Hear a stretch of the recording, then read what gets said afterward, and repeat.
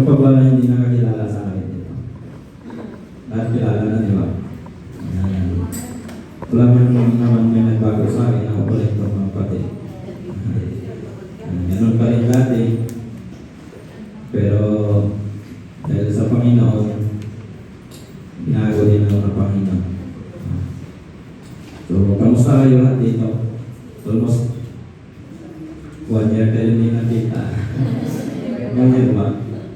So, almost 2 months din siguro mga kapatid. So, ako yung nagagalak na dito ulit upang mahayag ng salita ng Panginoon. At sa schedule ng Pastor, papasalamat din ako kasi nandun yung pagtitiwala niya sa akin na mahayag ang salita. So, bago ito, lumapit tayo sa salita ng Panginoon. Ako po ay stop yan ni Lord. Kamusta kayo dito, mga kapatid? Parang hindi ko kayo na.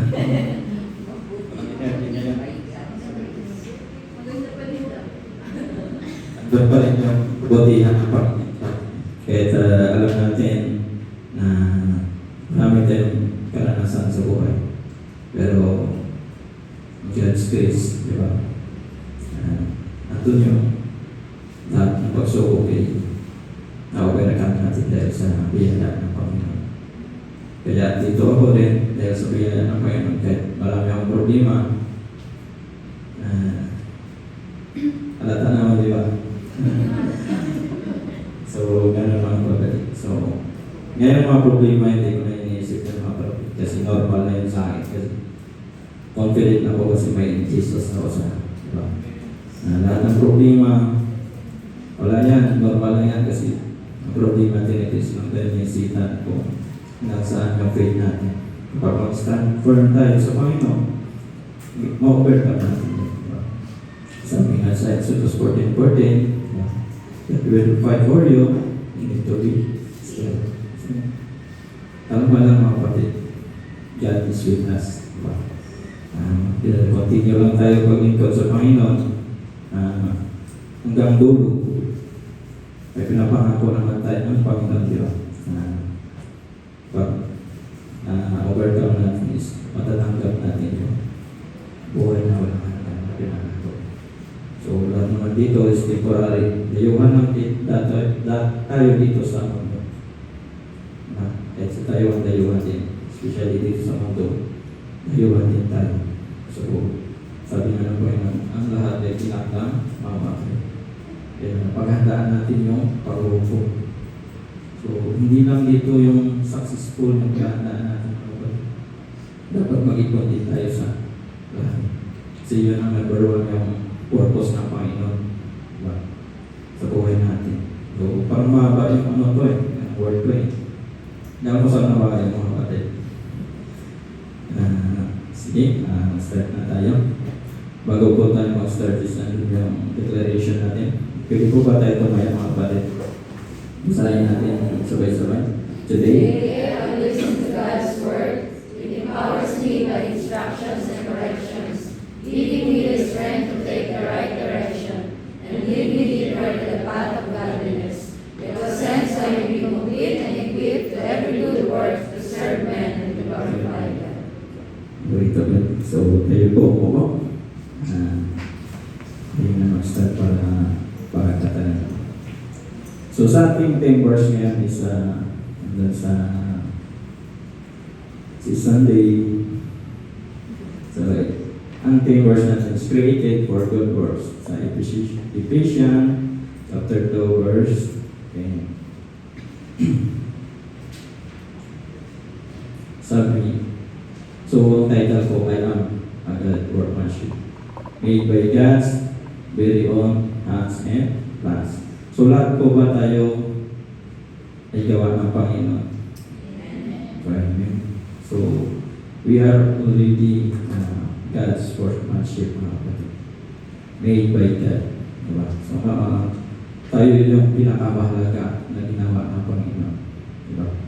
Dahil iingatan niya para yung ilong natin hindi ko mabigay.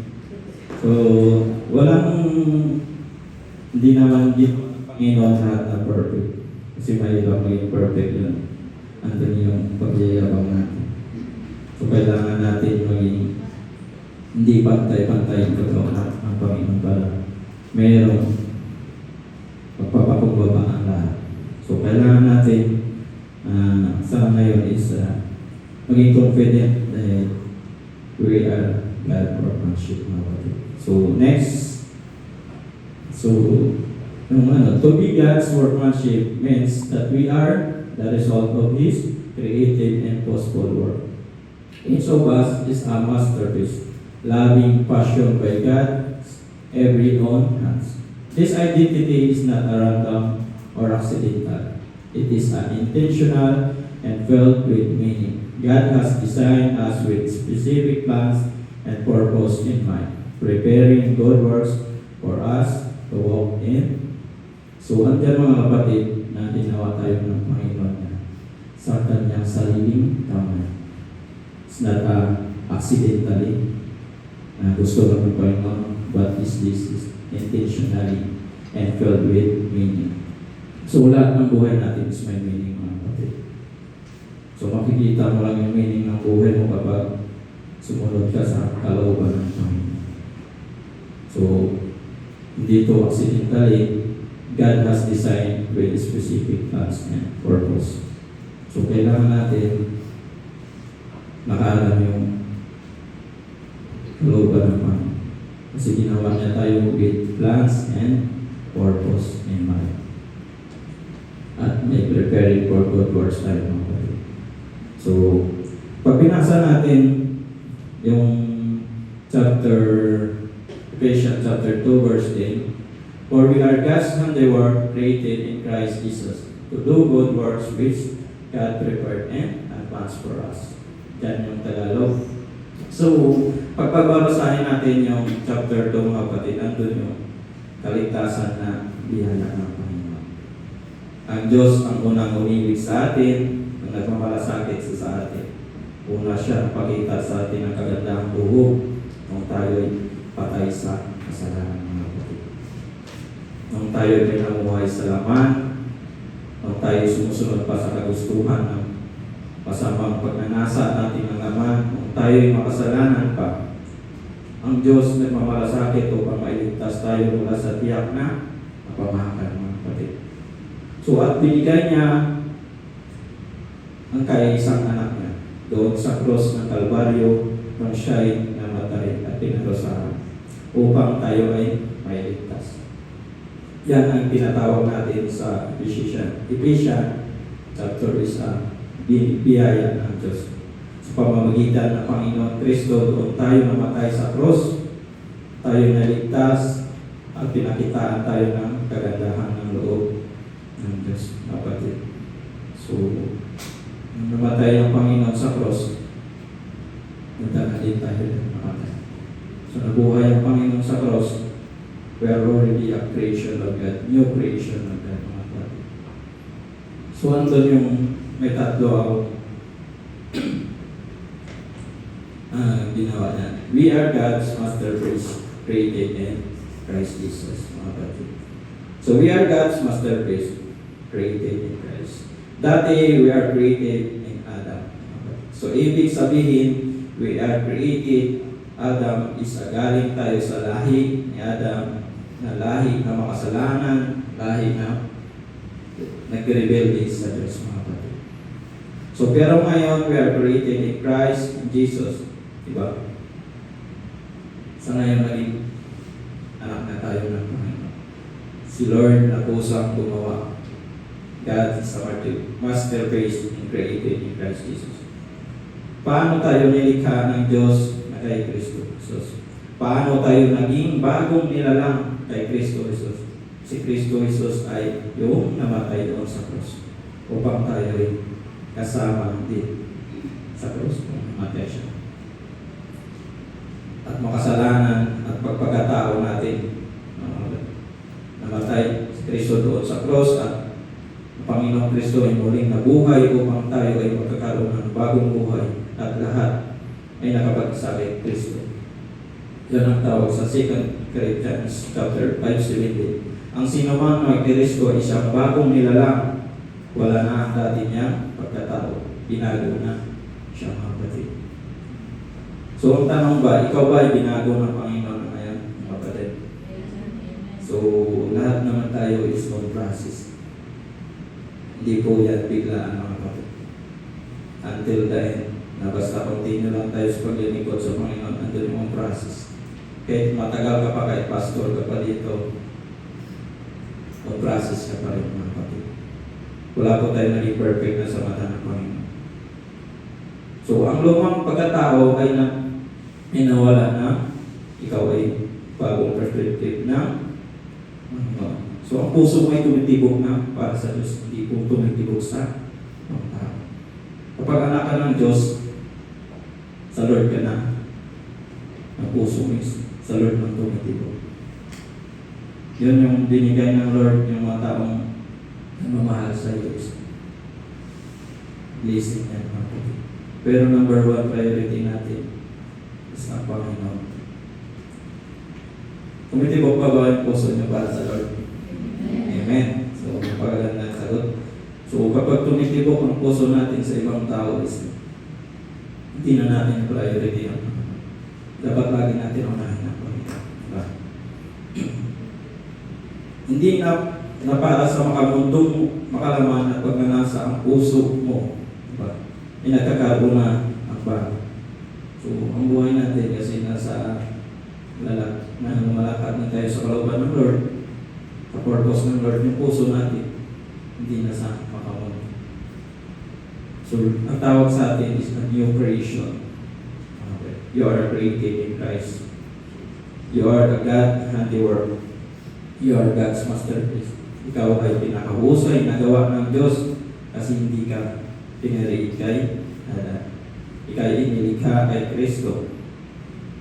Ibig sabihin ay kay Kristo ka na. Ibang tao ka na. Bago ka na nilalang. Diba? So, kapag pinariit ka, ang Panginoon, nasa Lord ka na talaga. Pero, it depends sa iyo kung lalakad ka sa Panginoon. Lahat naman tayo ginawa. Kaya ginawa tayo ng Lord kasi may purpose. Mahalin natin siya. I-glorify natin ang Panginoon. So, ang tanong kapatid, ikaw ba ay nalulungkot? Ikaw ba ay nawawalan ng pag-asa? Ikaw ba ay bumababa ng tingin sa iyong sarili? Kapatid. So, itong talata sa Ephesians chapter 2 verse 10. So, ano natin 10 verse? Isipin lagi natin, mga kapatid, na ikaw po ay pinakamahusay na gawa ng Diyos. So, huwag mong idadaw yung sarili. Huwag kang mag-worry. Huwag kang mawala ng pag-asa.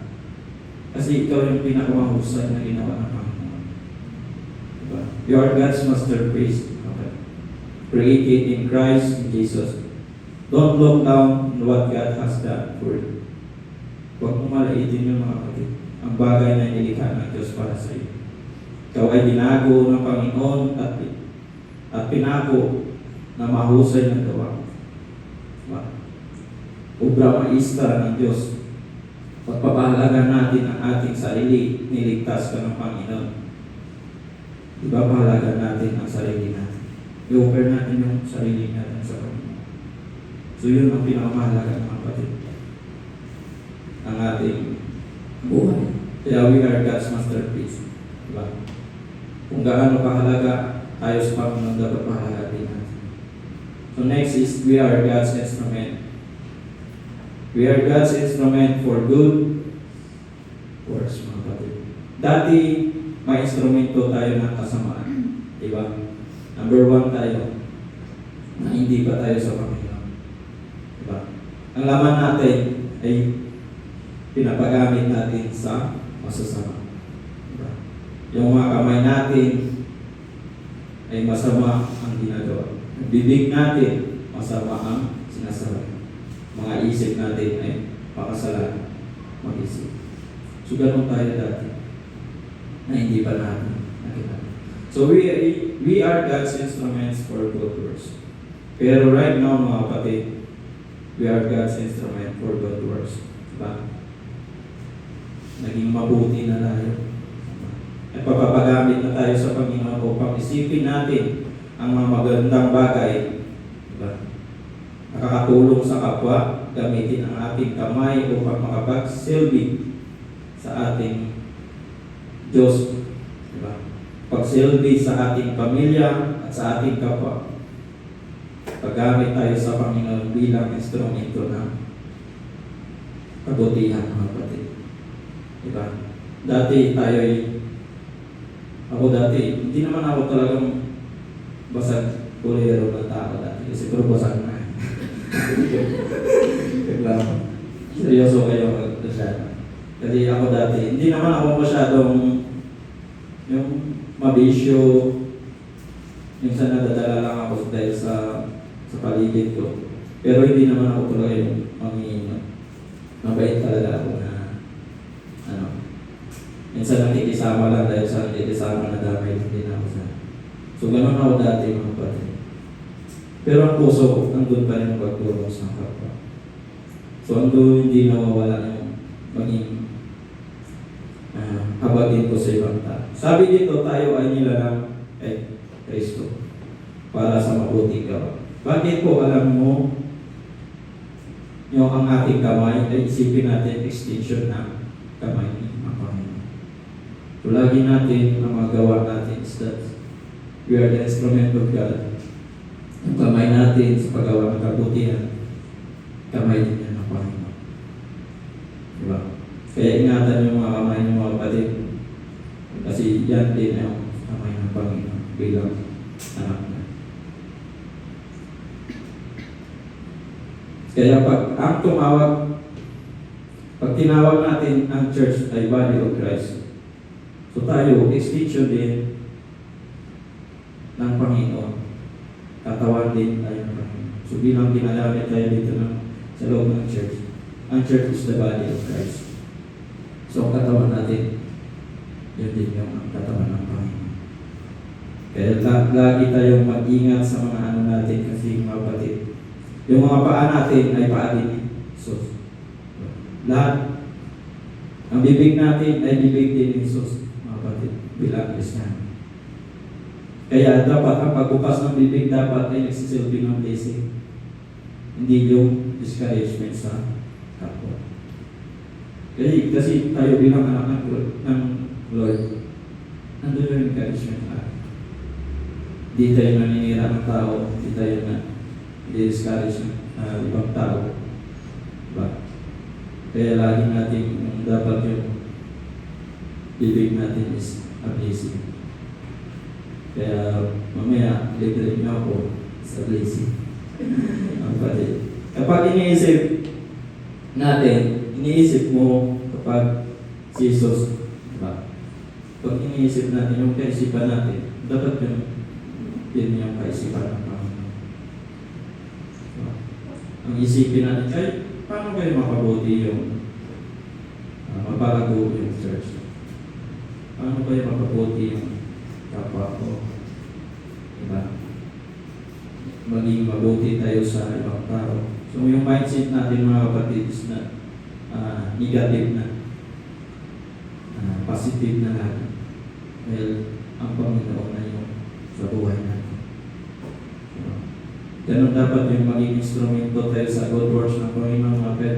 Sabi, next is, we are the God's missionaries of redemption. Tayo din bilang ginawa ng Panginoon is maging missionaries tayo. Tayo yung ginawa niya na share ng salita ng Lord, share ng kabutihan ng Panginoon. So, ang Diyos ang ginawa sa mundo ay nakikita na kasi. Kikita na din mga kapatid. Ang mundo ngayon is marami ng bulong. Diba? Grabe na yung panahon ngayon, marami nang nangyayari sa mundo natin. Diba?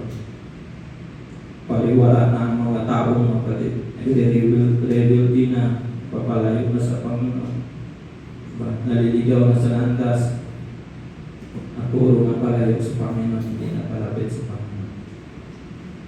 Kaya we are God's missionaries of redemption. So ang Panginoon nag-redeem sa atin, tayo naman tinawag ng Panginoon para mag-redeem din sa ibang tao. Magtubos din tayo. Ginawa ng Diyos tayo at sinugo niya para simulan natin din yung kanyang napisa. Tayo yung maging fulfill na plano ng Panginoon. Dapat tayo maging lakaran natin yung Panginoon. So yung redemption ng pagtutubos sa mga bansa kung saan lalaganap na yung mga bagay na hindi nakakalapit sa Panginoon. So ang purpose naman ng Lord is maging maayos. Diba? Maging maayos ang mundo. Especially sa mga tao. Maging maayos to sa bilang Christian, yun din yung purpose na sa mga tao na kapalibot natin. So maging maayos din ang buhay nila. Tayo mga kapatid ay missionary. Tayo ng Diyos. Tayo po ay niligtas upang maglingkod sa ganitong gawain. Kaya ihanda ng Diyos ang una pang gagawin natin, mga kapatid. So siya yung lakaran natin. Alam niyo ba ang Diyos ay hinanda niya ang gagawin natin? Mission para sa atin to redemption, na maging party tayo ng redemptive work of God. We are God's missionaries of redemption. Lahat ng mga ginagawa ng ating mga kamay, ito ay contribution natin sa ginagawa ng Diyos na mabuti dito sa mundo. Kaya po lahat dapat nahawakan natin ang pinagtitiwala ng Diyos sa atin ng mga kamay. Dapat bumubuti, titiwalaan lang tayo sa mga pera, kung ano man yung pinatitiwala natin, dapat nag-multiply doon. Pag tayo may mission sa evangelize, dapat nag-multiply din tayo, mga kapatid. Pag si relasyon, dapat hindi mag-multiply. Baka pag-multiply tayo, nagdadalawa na yung minamahal natin. Kaya yung iba na iiwan kasi dalawa yung dapat hindi yung pag-multiply sa relasyon. Kundi maging maayos yung relasyon, mga kapatid. So, at nanunurish ang relationship mo. Diba? Umubuti yung relationship mo, mga kapatid, sa ibang tao. So, ganun yung we are God missionaries, mga kapatid. Hindi lang tayo gawa dito para wala lang. Walang purpose. Kain, tulog, trabaho. Pala natin yung purpose natin. Hanggat hindi tayo lumalakad sa plano ng Panginoon, sa purpose ng Lord, hindi natin nababasa yung salita ng Panginoon. Kasi andito lahat yung purpose ng Panginoon. Hindi dito natin nakikita. Hindi dito sa mga mundo. Kasi ang purpose ng mga mundo is ilayo tayo sa Panginoon. Pababagsakin tayo sa ating pananampalataya. So kailangan natin malakaran ang purpose ng Lord is maging ano tayo sa mga kapatid. Seek natin yung salita ng Panginoon. Doon natin makikita yung purpose. So paano ba natin i-apply sa buhay natin bilang Kristiyano, mga kapatid? Next is, so point number, be confident in our identity and value. Yan mga kapatid.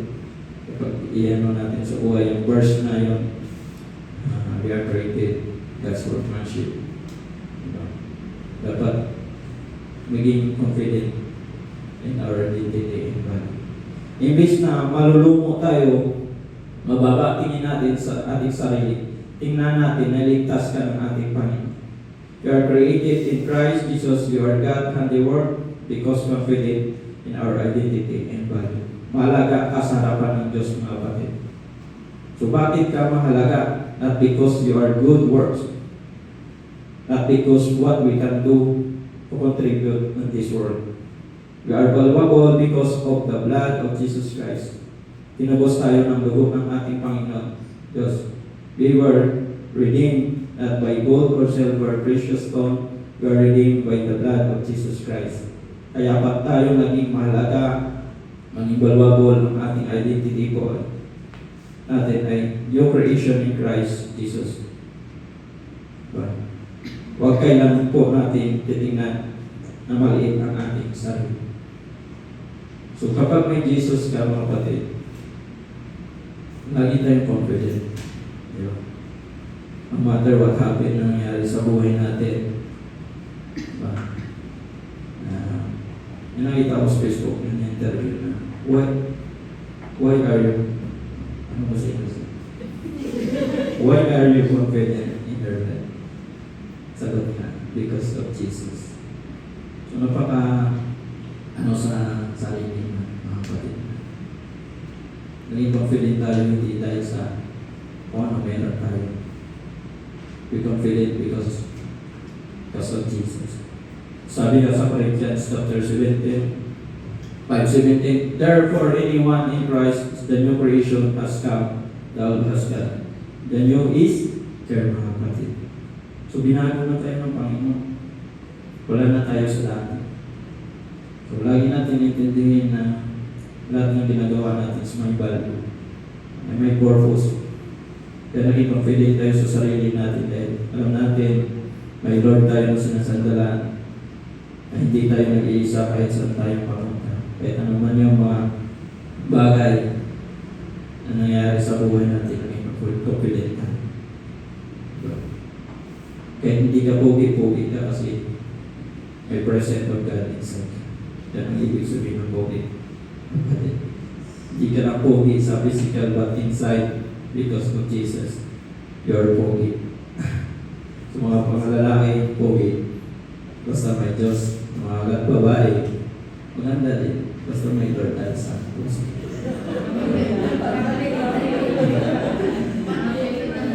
Importante yung puso natin. Just like, minimum feeling tayo dahil may Panginoon tayo. So next. But all who believe in Him, accepted Him, He gave the right to become a child of God. So mga kapatid, you are a child of God. So, you need to be confident. Dapat yung lakad mo hindi na kayo po. Dapat naka-identity ka lang. Kasi walang makapagtatalo sa'yo dyan. Kasi anak ka ng Diyos. Pag anak ka ng Diyos, wala na talaga magpapatalo sa'yo. So lagi tayo maging confident. Kasi may value tayo kasi may anak tayo ng Diyos. Mahalaga tayo sa Kanya. Sa tao, hindi ka naman mahalaga. Diba? Pero sa Panginoon, ginawa ka talaga. Iniingatan niya paggawa sa'yo. So kung ano man meron tayo mag-ikot, confident tayo mga kapatid. Kasi we are the child of God. Next is sa Galatians chapter 3:26, for you all children of God through faith in Christ Jesus. So, dahil sa pananampalataya natin kay Kristo, kayo lahat ay anak ng Diyos mga kapatid. So, ganun ang mga kapatid, mag-ipagpilit tayo sa buhay natin. Lagi natin tandaan na may value yung buhay natin, but na-take tayo ng Panginoon. So, huwag tayo mawala ng pag-asa pag naging confident na tayo sa Panginoon. Sabi nga sa Galatians chapter 3:26, for you are to, naulit basis. Sa Episo, sa pananampalataya natin kay Kristo, so, makipag-isa sa Kanya tayo ngayon, malaya na makalapit sa Diyos na walang takot o pag-alinlangan mga kapatid. So, malapit na tayo, maging confident na tayo. Hindi na tayo nahihiya sa Panginoon. Naging confident na tayo na wala na tayong takot. Wala na tayong iniisip dahil makasalanan tayo. Diba? Dahil makasalanan tayo, hindi na tayo makalapit sa Panginoon. Pero dahil sa pananampalataya natin, pagkikipag-isa sa Kanya, tayo ay malaya na makalapit sa Panginoon. So naging confident na tayo. Hindi na tayo nahihiya sa Panginoon. So next verse. So point number 2, rejoice in our meaning of purpose, mga kapatid. So magdiwang tayo kasi ang buhay natin ay makahulugan. Diba? Ang buhay natin ay may purpose. Alam niyo ba, dito sa mundo, ang ating ginagalawan ay mundo ng kadaliman, mga kapatid. Yung mundo, kung isipin natin ay pambangka na or barko na binabayo ang alon at binabagyo at sa kadiliman at walang direction, mga kapatid. Ganito yung buhay natin. So, dahil sa Panginoon na tayo, kailangan natin i-rejoice in our meaning and purpose. Mag-iwang tayo, mga kapatid. Hindi natin iniisip na nangyari sa mundo. Dahil alam natin kapag tayo sa Panginoon, andun yung pag-alakan natin. Diba? Pero tayo po ay tinawag ng Diyos para maging lighthouse, para maging ilaw. Ang purpose po natin ay mag-provide ng liwanag, ng direction, upang tayo ay sa paligid natin ay makikita nila ang pag-asa na meron kay Kristo Jesus, mga kapatid. So we are the light of God. So ikaw yung Kristiyano, kung malungkot ka, hindi kayo yung ginawa ng Panginoon na ilaw. Kasi dapat kapag sa Lord ay pag-alakan natin, mga kapatid. Pakita natin, no matter what happened, kaya may problema natin, andun yung nakangiti pa rin tayo. Para yung mga ibang tao, diba? Makikita nila ang pag-asa na meron kay Kristo, mga kapatid. So tayo maging meaningful sa ibang tao. Diba? Hindi lang, alam naman natin bilang Kristiyano, marami tayong pinagdadaanan, mga kapatid. Pero nandun pa rin pag-alakan natin. Diba? Nakangiti pa rin tayo kahit alam natin, deep inside is basag na tayo. Nandun yung puso natin. Pero dahil naging anak tayo ng Diyos, nasabi nga sa Philippians, rejoice to the Lord always. I will see it again. Rejoice. Do not be anxious about anything, but in every situation, by prayer and petition, with thanksgiving, present the request to God. So, andun yung natin, mga kapatid. So, ang pag-asa natin, meron kay Kristo. Makita nila ang liwanag ng Panginoon Jesus Kristo. Kay Kristo, makita nila ang Panginoon, ang pag-asa ng kanilang buhay, ang Panginoon Kristo, ang nagbibigay liwanag at direction sa buhay natin. Sinabi nga sa Matthew chapter 5 verse 13, you are the light, verse 14, you are the light of the world. Mga kapatid. So bilang Kristiyano tayo yung ilaw na nagbibigay din ng direction sa mga tao na naliligaw. That's why dinadala natin dito sa church upang mangilalanin nila ang Panginoon. Diba? So napakasarap isipin na tayo nabubuhay sa mundo na pagdilat natin ang iyong mga mata sa umaga. Lord, thank you kasi merong kahulugan yung buhay ko. Merong purpose. Merong dahilan bakit ako bumabangon ngayon. Mga kapatid. So minsan, sinasabi na bumabangon na tayo dahil sa pangarap natin. Bumabangon lang tayo dahil sa kape na gusto natin.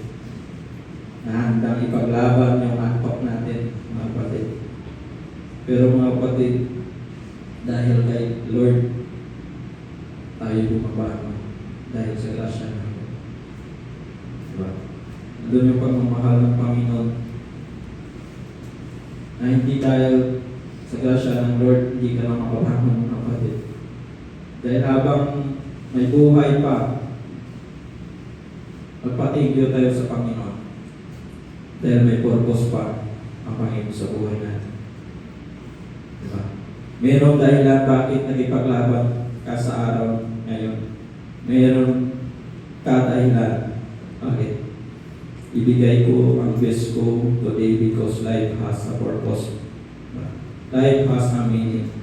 And rejoice because of that. Alam niyo po, walang kaligayahan sa isang buhay na walang direction, walang patutunguhan. There's no joy in that, mga kapatid. Pero pag alam mo na may purpose ka sa buhay ng mga kapatid, pag-ising mo parang nakangiti ka na. Diba? Alam mo may purpose ang Panginoon. Diba? Nakangiti ka na. Hindi na kasi pag-isip mo dahil buong tulog. Dahil nakangiti ka dahil may pag-asa ka pa. Diba? Alam mo na mahalaga ang iyong buhay. Alam mo ang dahilan bakit ka huminga dito sa mundo. Na ito, alam mo na may mission ka. That give you joy, that give you courage, that give you hope na dapat meron ako. Diba? Maabot ang kailangan na ma-accomplish natin. So, doon yung encouragement ng pag-asa natin habang bumubuhay tayo sa mundo nito. Kailangan natin i-rejoice yung pinagkaloob ng Panginoon. Diba?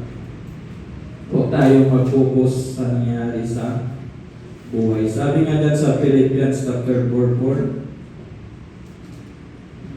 to 6, this verse encourages to find joy their relationship with God, regardless of their circumstances, suggesting that their purpose in Him. True joy comes from our connection with God, mga kapatid. Not from life circumstances. We are called to rejoice even in adversity, trusting in His purpose. So, we are called to rejoice because even in our circumstances, dapat trusting in His purpose. So, ganun mga kapatid, ang buhay natin is kailangan natin maligaya. Diba? Huwag tayo lagi malungkot. Mabilis tayo tumatanda mga kapatid kapag lagi tayo malungkot. Diba? So, next is verse. Sabi nga sa Salmo, chapter, ito ang araw ng ginawa ng Panginoon, kaya tayo'y pagkalakad, matiwag mga kapatid. So, reminds us to rejoice daily in God's creation. Every day is a gift from God, even the hard ones.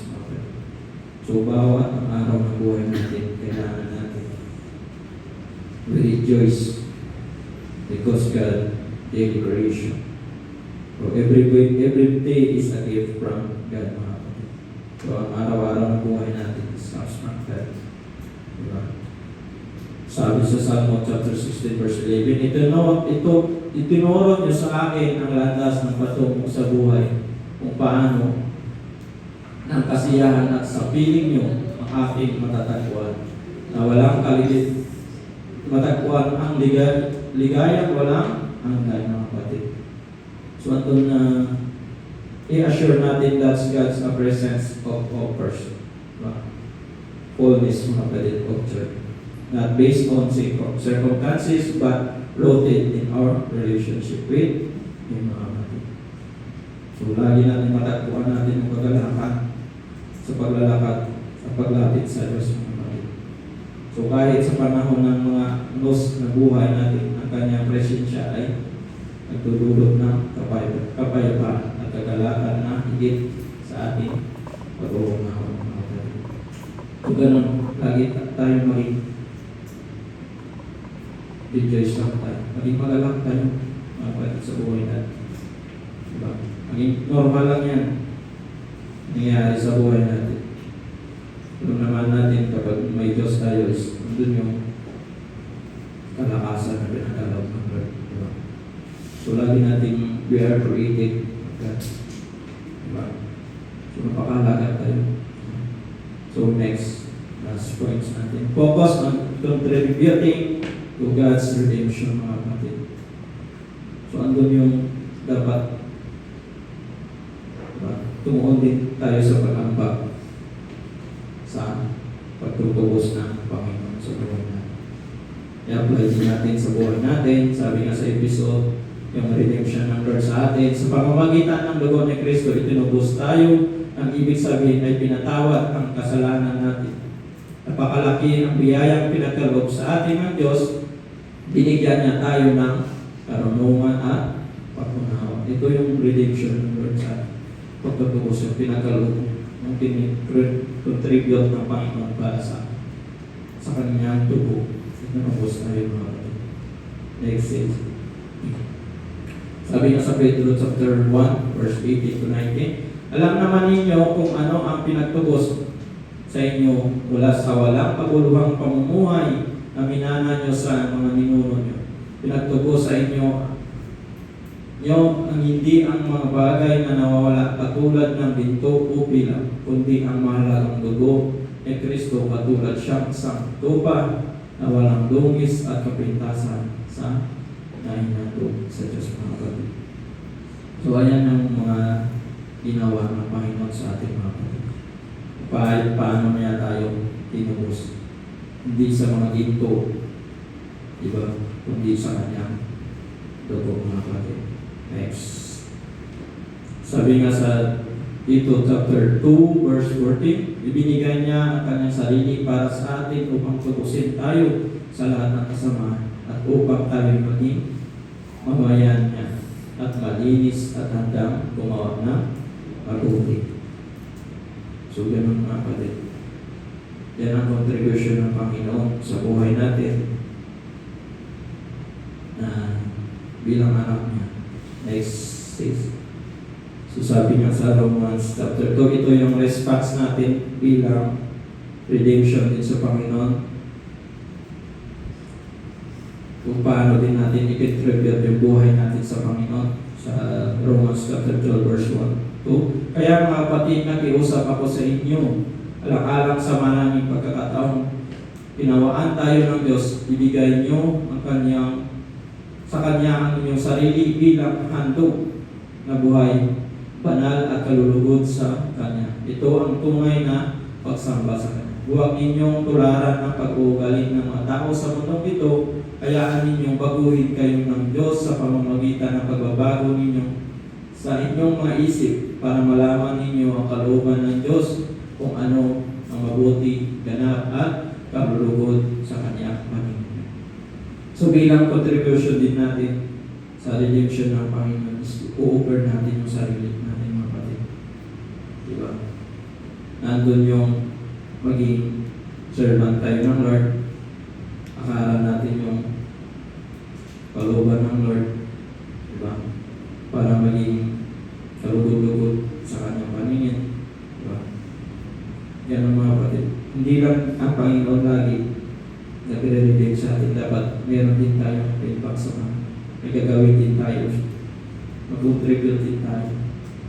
Kasi ginawa tayo ng Panginoon para maging missionaries mga kapatid. To fulfill ang mga gawain ng mga kapatid. So ganun yun. Sabi nga sa Ephesians chapter 31-32, alisin nyo ang anumang samaan ng loob, galit, pag-away, at pagbubudyaw at paninira sa kapwa. Pati na ang lahat ng uri ng masamang hangarin. Sa halip, maging mabait kayo at mawain sa isa't isa. Ang pagpapatawad kayo sa isa't isa, gaya ng pagpapatawad ng Diyos sa inyo dahil kay Kristo mga kapatid. So ganun mga kapatid, kung gaano yung ginawa ng Panginoon, pagpapatawad sa atin, ganun din dapat tayo. Diba? Natanggalin natin yung mga bagay na saan minsan di tayo makalakas sa Panginoon sa pagsiserve sa Lord dahil may mga sasamang loob. Samaan ng loob tayo. So bilang tanggalin na natin yun, yan ang gusto ng Lord. Ibalik natin to contribute para sa amin.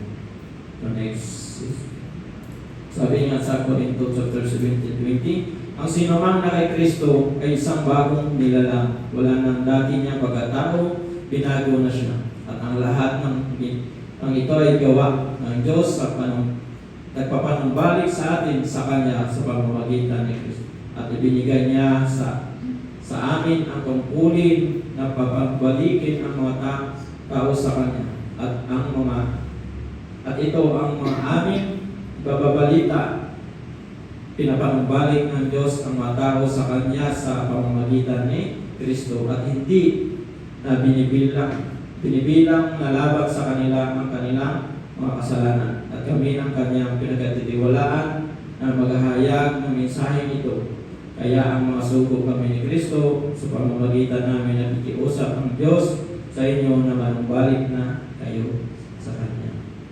So bilang anak ng Diyos, bilang lingkod ng Panginoon, tayo'y sinugo ng Panginoon para ang mga taong nawawala, ilapit natin sa Panginoon. So, ganun din yung contribution natin, pamumuhay din natin sa Panginoon yung focus on contributing to God's redemption. So, ganun mga kapatid, bilang Kristiyano din tayo, kapag lingkod ng Lord, dapat may gagawin din tayo. Diba? Ganun naman yung purpose ng Lord. Bakit tayo ibalik yung mga tao na wala sa Kanya. So, conclusion na tayo ata. So, sabi nga sa vision, diba? Sa ating timbers, we are God, hard work, and the work created in Christ Jesus to God, to good works which God prepared in advance for us. So, ang buhay natin, we are God's handiwork. This means we are intentionally created. So, napakahalaga tayo. So, kailangan natin na gagamitin yung kung ano yung ginawa ng Lord sa atin. Pahalagahan natin yung buhay natin, ang purpose na pinagkaloob sa atin ng Panginoon. Diba? So, kailangan natin ipamumuhay na ikalat sa mga tao na tayo'y anak ng Diyos, tayo'y kailangan sumunod sa Kanya, manampalataya sa Kanya. Yan naman yung gusto ng Panginoon. Lagi natandaan natin, maging confident tayo sa lahat ng buhay natin at yung value natin sa Panginoon. Diba?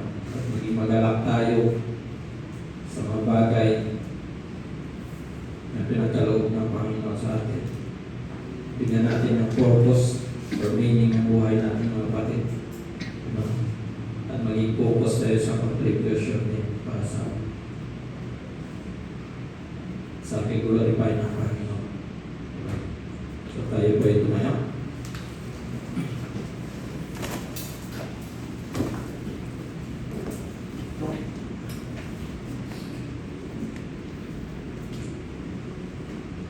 Tayo manalangin. Father God in heaven, thank you po Lord sa mga ganito na pinagkaloob mo sa amin. Maraming salamat Panginoon. Ginawa mo kami, Panginoon. May pagmamahal.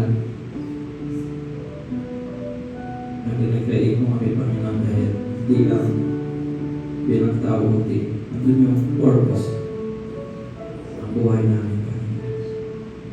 And I pray, Panginoon, sa pagbuhay namin, nandun yung maging confident kami, Panginoon, sa bawat pagsubok ng buhay namin, Panginoon.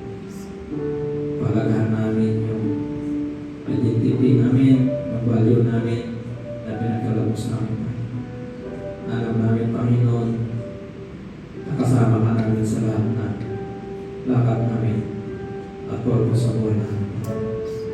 Hinihingi lang namin, Panginoon, nandun yung strength, yung hope, pagmamahal mo, Panginoon, ay pagkaloob sa amin, Panginoon. Na lagi kaming tumindig na kami po ay anak ng Panginoon. At maging magalak kami, Panginoon, sa lahat ng pagsubok sa buhay namin, Panginoon. Alam namin ang bawat po buhay namin may purpose at meaning, Panginoon, na ginawa ko kami, Panginoon, hindi lang umupo, kundi, Panginoon, gagamitin mo din to fulfill your plano, Panginoon, sa aming mabuhay, Panginoon, at sa ibang tao, Panginoon. And bigyan mo kami ng lakas ng loob to contribute, to share the Word of God sa ibang tao, Panginoon, para balik din namin sila, Panginoon, at makilala ka nila, Panginoon, sa kanilang buhay. mahalaga sila, na anak mo din sila, Panginoon, na maging ilaw kami sa buhay nila, Panginoon, na makikita nila ang pag-asa sa iyo lang, Panginoon, makikita ka. Sa umaga na ito, Panginoon, ang bawat narinig namin, Panginoon, hindi lang ito sa pupuso namin, Panginoon, kundi ihayag din namin sa ibang tao. Bigyan mo lang kami ng lakas ng loob, Panginoon, to share na kung gaano makabuti sa buhay namin, kung gaano mo kami kamahal, Panginoon, kung gaano mo kami pinatawag at iniligtas, Panginoon, sa lahat ng mga kasalanan namin. Kami po ay lumalapit at nagpapasalamat, Panginoon, sa umaga na ito, Panginoon, sa lahat-lahat ng pagpapala mo, sa lahat-lahat ng grasya mo, Panginoon, sa lahat ng forgiveness mo, Panginoon, sa lahat ng faithfulness mo, Panginoon, sa lahat ng pag-intindi mo sa pagkukulang namin, Panginoon. At maraming salamat, Panginoon, sa second chance lagi, Panginoon, sa malawak na pag-intindi mo sa amin. Kami po ay nagpapakumbaba, Panginoon, at humihingi ng tawad sa mga pagkukulang namin, Panginoon, at sa mga bagay na hindi namin magagawa dahil nahihiya kami. At sa mga bagay na hindi namin sinishare ka, Panginoon, sa ibang tao. Kami pa nagpahingi ng tawad. Sa umaga ng Panginoon, may confident na kami, Panginoon, na share ka, Panginoon. Nandun yung puso namin, Panginoon, na handa kami pakita na ikaw ang Diyos na sinasamba namin at pinataas, Panginoon. Maraming salamat, Panginoon, sa mga anak mo na dito, Panginoon. Patuloy mo sila, Panginoon. Ingatan. Palakasin, Panginoon, sa lahat ng mga pagsubok, Panginoon. Ang overcome nila, Panginoon. Ang lahat-lahat ng mga pagsubok sa buhay nila, Panginoon. Bigyan mo sila ng pag-asa, Panginoon. Bigyan mo sila ng kalakasan na harapin ang lahat, Panginoon, nangyari sa mundo na ito. Never, Panginoon, kung ano man mga pabigatan nila sa buhay, Panginoon, kung ano man meron silang dinadala, Panginoon. Never, Panginoon, na bigyan mo sila ng peace of mind. Bigyan mo sila ng pagtitiwala sa iyo, Panginoon, na lahat ng bagay na ikaw lang yung mapagbigay ng kasagutan, Panginoon. Nandun yung puso nila, Panginoon, na ilapit sa iyo, Panginoon, ang lahat-lahat ng kanilang kabigatan sa buhay. Alam namin, Panginoon, na sa iyo lang makikita namin yung kapayapaan at kasagutan. Lord, maraming salamat sa mga ganito, Panginoon. Patuloy mo kaming gabayan, ingatan, Panginoon, sa mga araw-araw naming buhay, Panginoon. At pinatitiwala namin ang bawat buhay namin, bawat gagawin namin sa iyo, Panginoon, at sa mga plano namin, sa mga purpose namin dito sa mundo na yun. Panginoon, turuan mo lang kami, Panginoon, upang malakaran namin yung kalooban, Panginoon. Thank you for everything, Lord, sa mga anak mo na dito sa wala, Panginoon. Nandun yung puso pa rin nila, Panginoon, na hanggang anggapin ka ang buong puso. Thank you for everything, Lord. Sa iyong papuri, pagpapasalamat, Panginoon, at ikaw lang may tataas, Panginoon, sa aming mga buhay. Jesus' name I pray. Amen.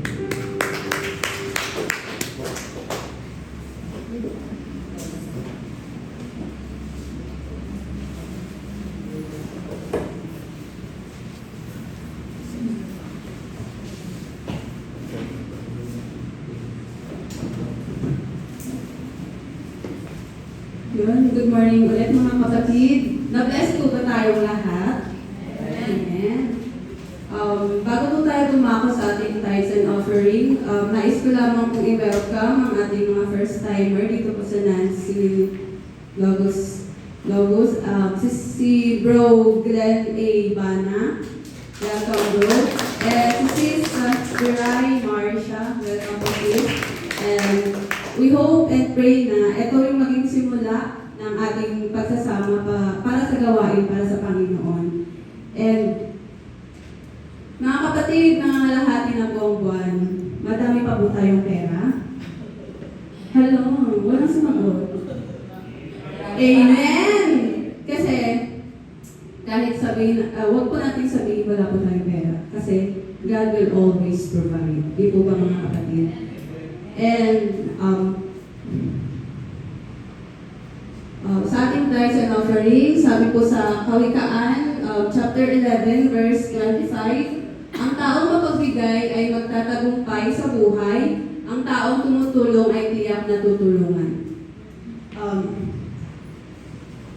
Mga kapatid, how do we define success po ba sa buhay natin? Is it when you fulfill your dreams or goals sa ating mga buhay?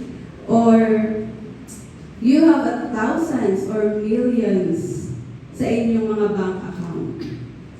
Or you have mansion, maraming hectares ng lupain. Ganun po ba yung definition natin ng success? Hindi po ba? Hindi, di ba mga kapatid? Because, and I'm sure, bilang mga anak ng Diyos, we do not define those things as success. Dahil first of all, kung meron lang tayong mga kayamanan o ari-arian, dito sa lupa, hindi po yan sa atin, kundi sa Lord. And we are just His stewards sa mga possessions na pinagkakaloob niya. So sa pagbibigay po natin mga kapatid, hindi lang po ng ating mga treasures, ganoon din po sa ating time and talents. Mga kapatid, what do we gain po ba sa mga to? Nandyan mga kapatid, our freedom from enslavement to our possessions. Yung nandun na magiging natin yung kasiyahan, kagalakan, yung joy sa mga puso natin. Di po ba? Kapag binibigay natin yung mga treasures natin, yung time natin, yung talents natin para sa Lord. And of course, peace. Peace sa ating mga buhay. And kapag po tayo ay naging daluyan ng pagpapala, ang Diyos mismo ang nagbabalik, nagpupuno at nagpapasariwa sa ating mga buhay. Katulad ng isang batis na patuloy na umaagos, ang ating buhay ay nagiging mas sariwa at mas mabunga kapag hindi natin pinipigilan yung daloy ng pagpapala. Ngunit mga kapatid, lagi din po nating tandaan, hindi tayo nagbibigay para maibalik lang sa atin ang pagpapala, kundi dahil ito ay likas na sa ating mga anak ng Diyos. Bilang mga Kristiyano, ang tunay na kaligayahan ay hindi nakasalalay sa dami ng tinatanggap natin, kundi sa galak ng pagbabahagi at pagmamahal. Kagaya ng ginawa ni Jesus na ibinigay ang kanyang buhay para sa ating lahat. Yun lamang po mga kapatid.